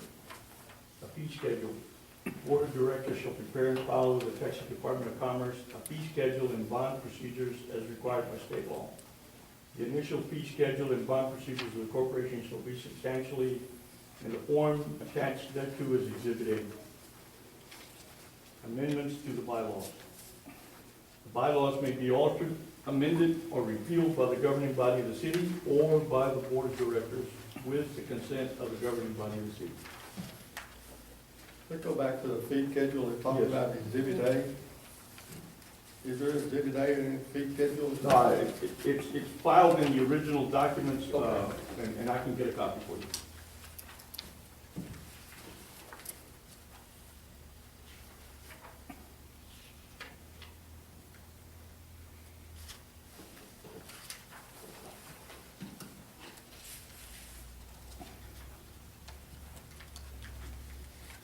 Okay, on the amendments to the bylaws, and I want you to pay close attention. The bylaws may be altered, amended, or repealed by the governing body of the city or by the board of directors with the consent of the governing body of the city. So the city council can say, okay, here's your new bylaws and here's your new articles or whatever. But for us to change, we vote it and then we present it to the council for approval. That's what's been done in the past. Miscellaneous provisions, Article 9. Legal authorities can govern construction of bylaws. The bylaws shall be construed in accordance with the laws of the state of Texas. All references in the bylaws to statutes, regulations, or other sources of legal authority shall refer to the authority cited or their successors as they may be amended from time to time. It is expressly provided that the provisions of the Development Corporation Act of 1979 applicable to corporations governed under Section 4B of the Act are incorporated within these bylaws by reference. In the event of any conflict between the applicable provisions of such act and these bylaws, then the applicable provision of such act shall control. So state law trumps.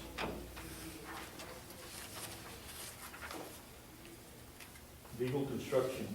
If any bylaws provision is held to be invalid, illegal, or enforceable in any respect, the invalidity, validity, and illegality or enforceability shall not affect any other provisions, and the bylaw shall be constructed as if the legal, illegal, or unenforceable provision had not been included in the bylaw. So if anything's illegal or section, we just take that section out. The headings used in bylaws are used for convenience and shall not be considered in construing the terms of the bylaws. The corporate seal shall be circular and shall be inscribed in the outer circle, Floresville Economic Development Corporation, and shall have inscribed in the inner circle the letters Texas and a 5-pointed star. Said seal may be used by causing it or a facsimile thereof to be impressed or affixed or otherwise reproduced.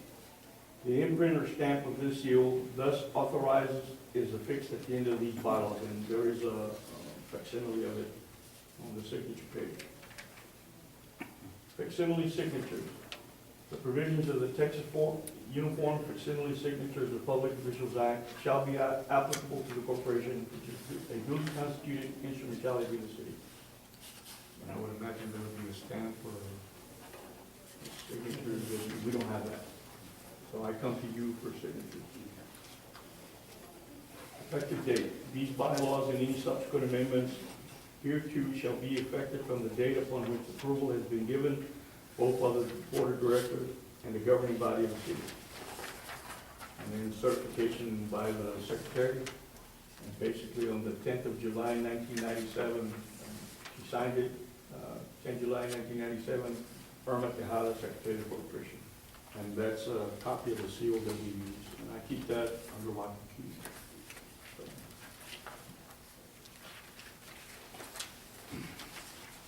The amendments to the FCC bylaw, I'll just go through these. Depository, the Board of Directors of the corporation shall designate one or more financial institutions to act as a depository bank for the funds of the corporation. All funds of the corporation shall be deposited with such depository bank or banks. And that was November, that's already part of the bylaw, so I don't understand this change. But Debbie Ball signed as secretary. And absenteeism, Board of Directors. A member of the Board of Directors is absent for 3 consecutive meetings or is absent for more than 50% of the meetings in any 6-month period. The member's office is considered vacant unless a member is sick or has first obtained a leave of absence at a regular meeting. Doug Hinckley and Monroe Chiquini, June 7th, 1999. And that's how it was in the record. So they just recorded it that, I guess, one made the motion and one seconded it.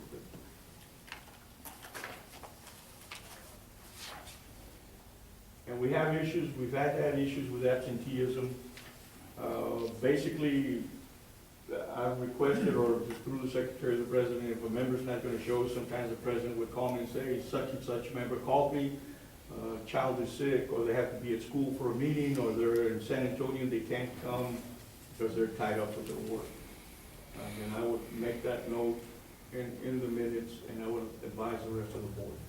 But y'all can decide if you want to change this or any way that we do this on the absenteeism or the attendance of the board of directors. It's important that everybody comes to the meeting, basically. Okay, we already talked about board of directors qualifications, point 3.02, and then the treasurer, point 408D. And then that's the entire bylaws.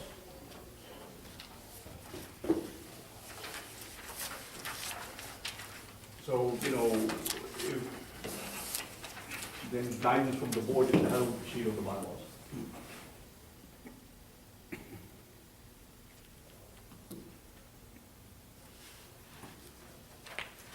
And I can get with the president and the secretary, and then just maybe, you know, present something to the boards. I can send you all a message, and, you know, how do we want to go by this?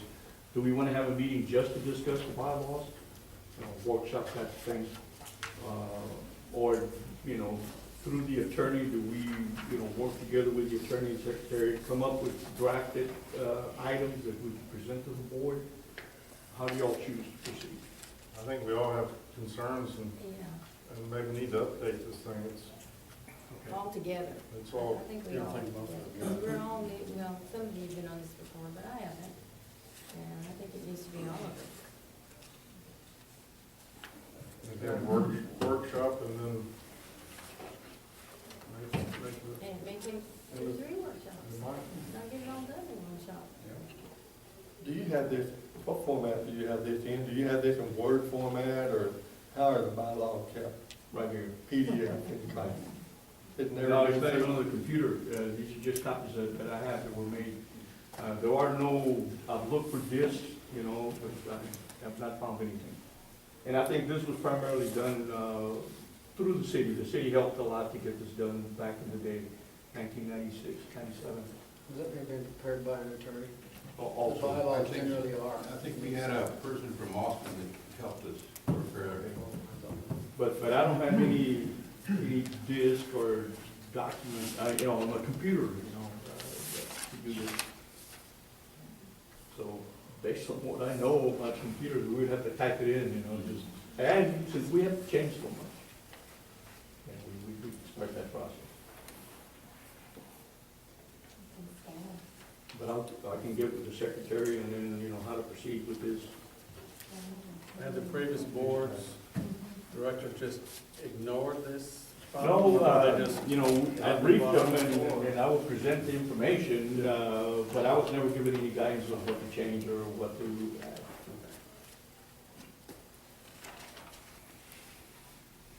Can I make a recommendation to this? You know, one of the things that was in the bylaws was the fact that we could create committees, and so that the entire action of the board doesn't get bogged down in trying to review each line of the bylaws. It might be more effective to create a subcommittee to review the bylaws and make some recommend some changes to the entire bylaws, and then bring that back to the board. As many issues as are on that may be better served by a subcommittee of the FPDC. I would agree with that. Well, I sort of don't, because I think it's so important that all of us need to be involved with that. And there's not so many of us that we can't get together. I mean, I take it, you know, what you said seriously, Jim, but doggone it. I would hate to not bring something forward that Ram might think was important, and I just didn't think it was all that important. That's just my opinion. Well, take them.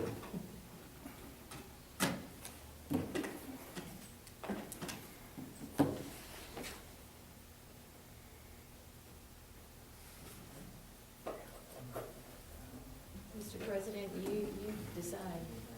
I don't know what to do in that matter. I would think that, I don't know, we all have level heads on it. You know, I'd hate to elect another committee.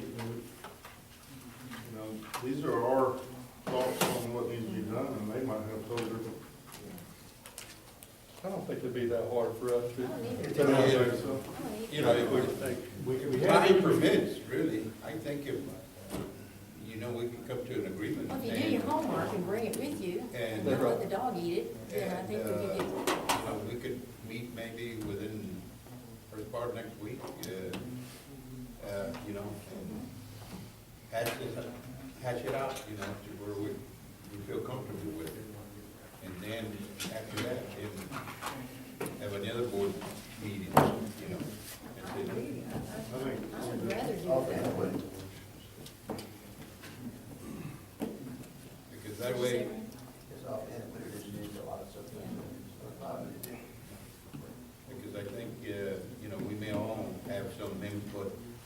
certain things, and I think, you know, we have a subcommittee, you know, well, we may have, 2 members show up. and, you know, this way, you know, we all will be in there, and this, we'll So, have some input. so next Monday, we can take I'm this up? fine with that. Monday's a good day. Next Monday.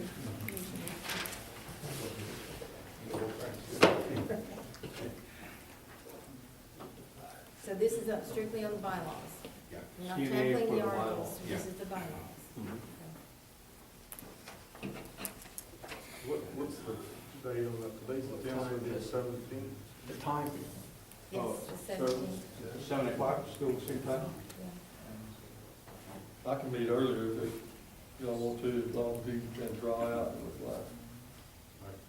That's up to y'all. Might start another. 6:30? I think.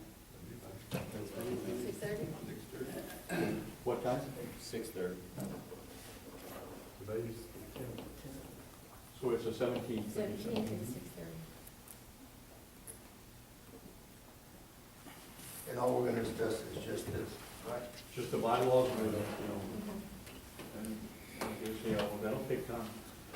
you want me to Is be that here? strictly the bylaws, I don't- incorporated the term in the bylaws, all of those, or just in what we, what y'all think about consideration and action?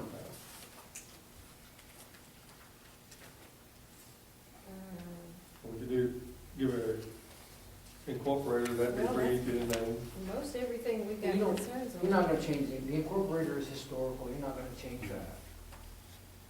The registered agent. Right. That's what I thought, Yeah, but y'all were talking about changing. yeah, someone said that earlier, but that's just historical. Do you want me to be here? I don't attend all the meetings, and I really only come as invited, so. How about the terms then for, and we're gonna draw straws, 1 to 2 then. Well, I think that needs to be one of the first agenda What's items. that? How we determine our staggered terms. Oh, yeah. So, And that needs to be one of the first agenda items. And then I would think just general consideration and action of bylaw changes. so we have the 2 staggered terms and the body. So far, unless somebody brings up something else to the president Right, and well, secretary. just keep them busy, you know. Right. On these other items, Yes. how much detail are we gonna go into that? Just for the sake of time, I'm wondering if, Mr. President, what are your thoughts? On the Texas Economic Development Law, I've got a handout, you should have it already. I just took a synopsis of what, that was the latest training session that I attended in 2011. It just tells you more or less a quick overview of what the 4A and 4B does, but primarily the 4B. So, and basically just to inform you that, you know, you can go to the Attorney General's office on their website, and the latest, what's published on their website is 2008, and I think some of you have already checked that. Every 2 years, I'm required, and an officer of the board, you know, normally we've had one officer, either the president or the secretary, attend the required training with me. Every 2 years, the state requires the 4B to go to this training. And what this training does is they go through the whole entire law, and it's a whole day affair in Austin normally.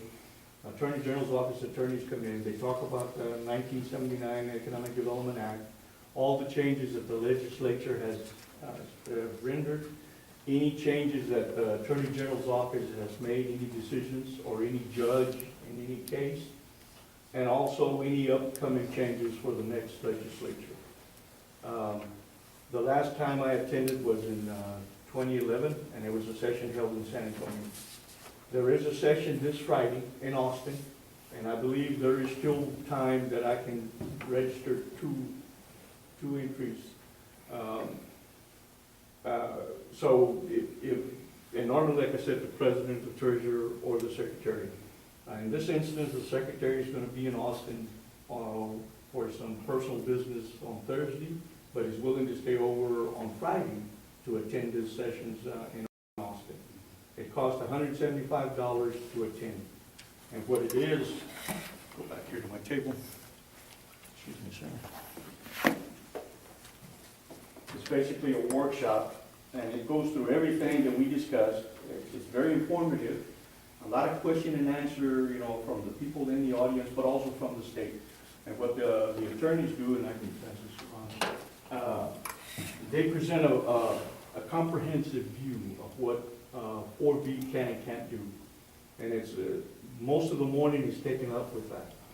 And then we transition after that to a presentation on the Open Meetings Act, again by attorneys from the Attorney General's office, in detail on that one. And then they finish off with discussion of the Public Information Act.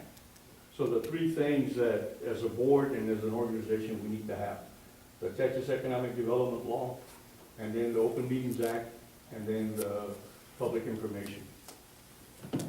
For the purposes of the board, and I strongly recommend that,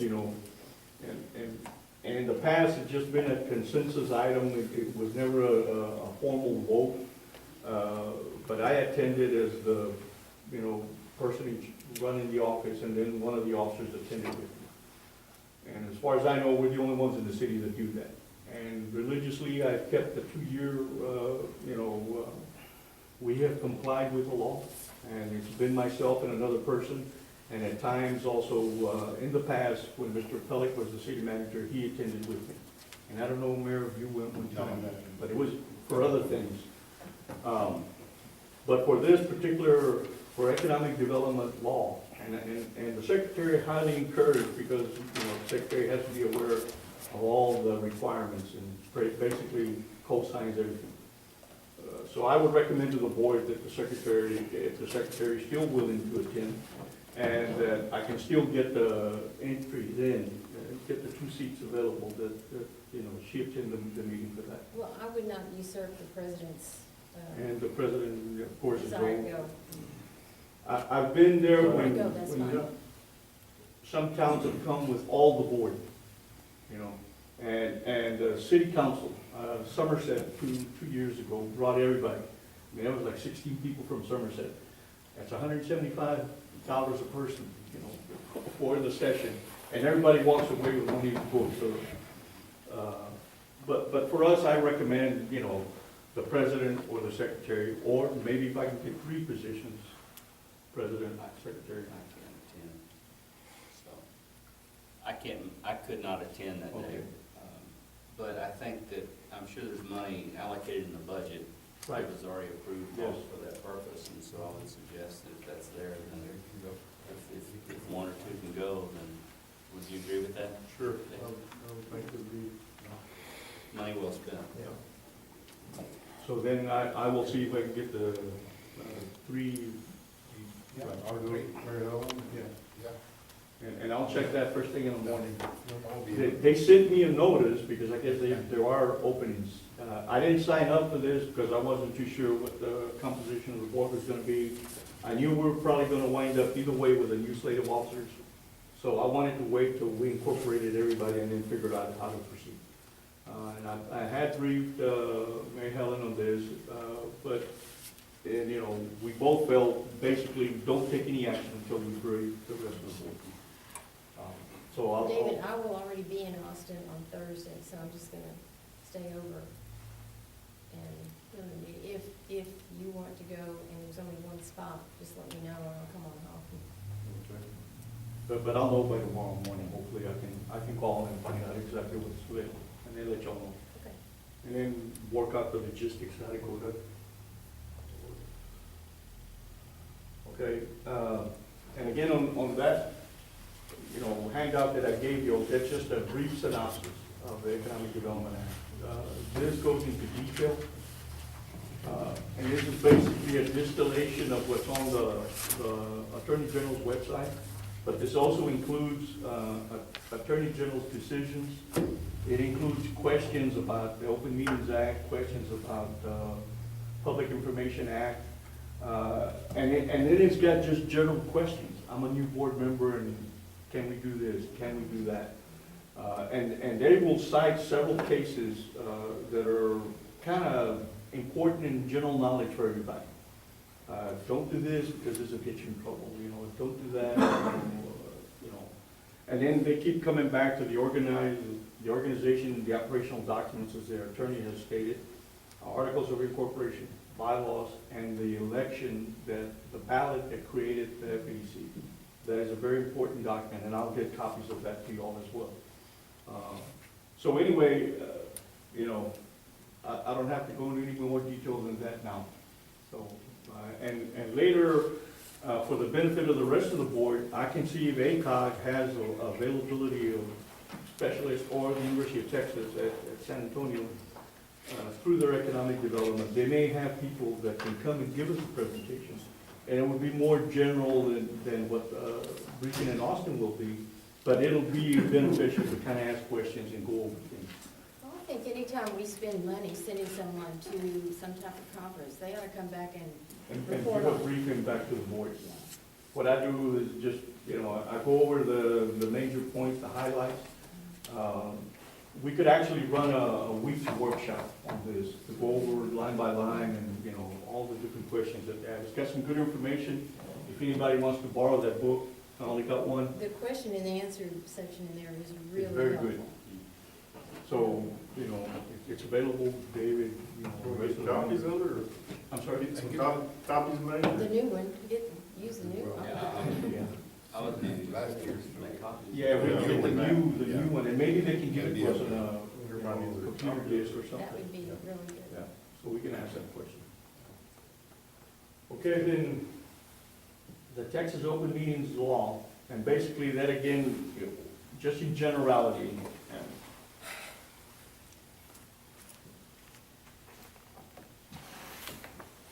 When we go to this meeting, we go into detail on the Open Meetings Act and the Public Information Handbook. And basically, the Open Meetings Act, just the main points is the posting of the agenda, and then the timeframes that we have to do it. The fact, and they stress 2 or more board members get together, that's a meeting. And they go into detail, and I'm sure some of you may have heard this term, a walking quorum, where, you know, Jason invites Rand to come over, or David invites, you know, Mike and Ray, and they're gonna talk about things. While watching a football game, they're talking about the FEDC.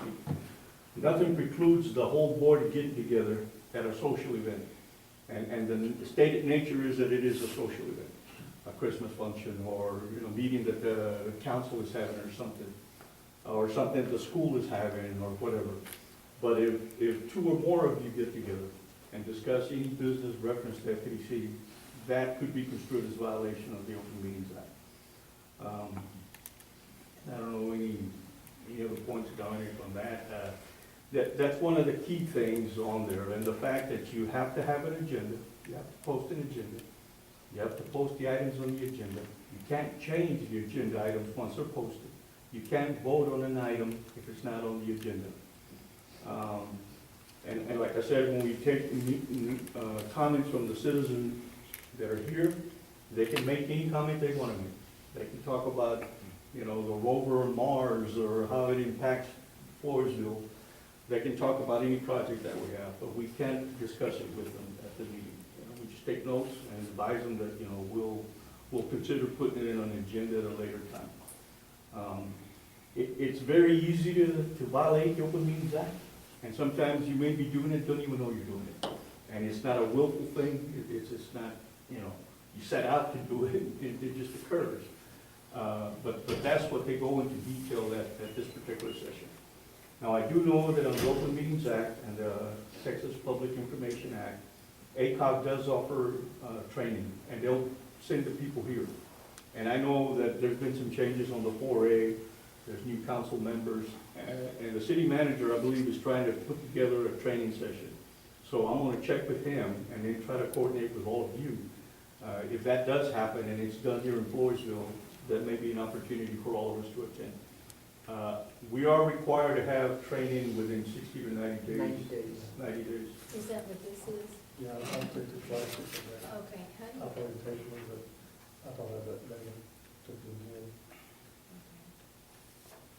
So So you go to AG's website. And it would be- If you do go to Texas website and you do a Google or a search for the public information tax, it'll take you to an hour, 2 hour video, 1 hour each. So we all need to have, these certificates, all this, We need to have something that says you had the training. well, that we do this? Right. Okay, so who is the keeper of these, me or Well, and you? it depends, I guess, like if it's ACOG, and I don't know if you remember, do they present us a certificate if we have the training? They keep a log of the people that, the attendees, that, you know,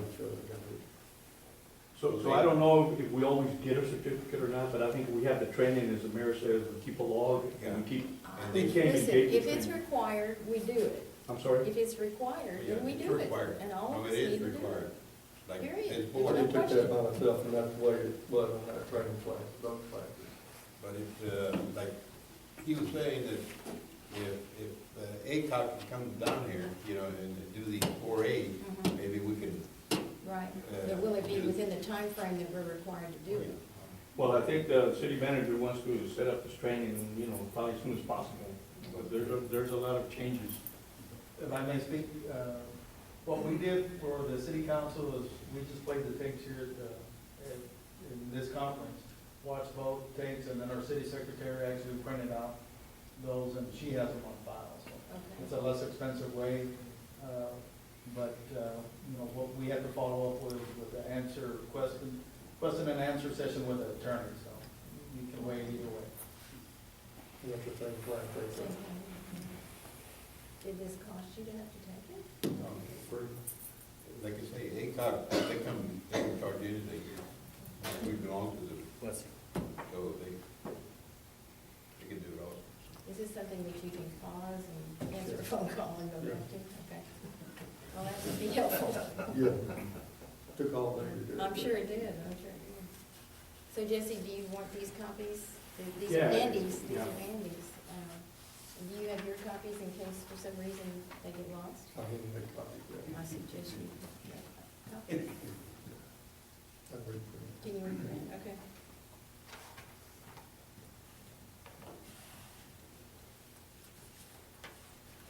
I'm gonna turn these into you, Jesse.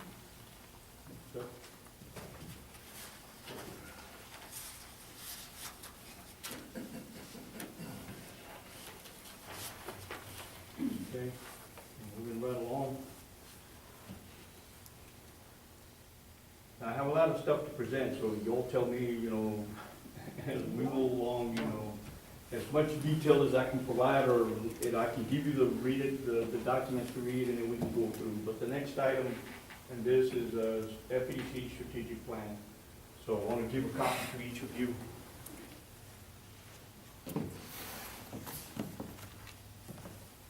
Like Kerry was saying, being an old man and all, he liked the 5-minute recess. Well, we can do that. You must need one. As you can move your feet a lot. We're taking about a 5-minute recess.